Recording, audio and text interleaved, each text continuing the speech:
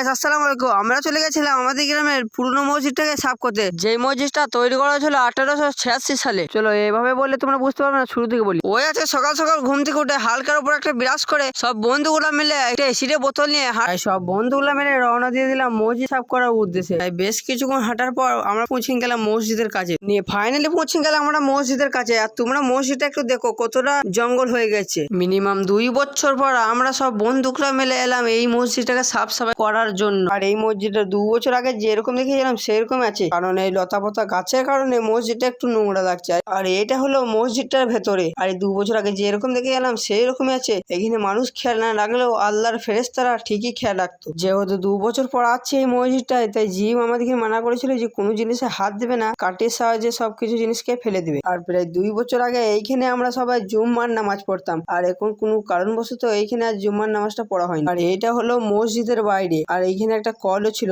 যে কলটা এখনো পর্যন্ত পানি বেরোয়। নিয়ে সবকিছু দেখার পর আমরা সব নিজের কাজে লেগে পড়লাম। আর এইখানে যেসব গাছগুলা ছিল সেই গাছগুলা এখন কাটতে স্টার্ট করে দিলাম। আর এইখানে কি কারণে জুম্মার নামাজ পড়া হয় না সেটা জানাবো তোমাদের পার্ট 2 এ। তো এই ভিডিওর মধ্যে দেখাতে গেলে অনেক বড় হয়ে যাবে ভিডিওটা, এই জন্য পার্ট 2 জানাবো। আর একটা কথাই বলছি, প্লিজ কেউ খারাপ কমেন্ট করবেন না। Tata, bye bye.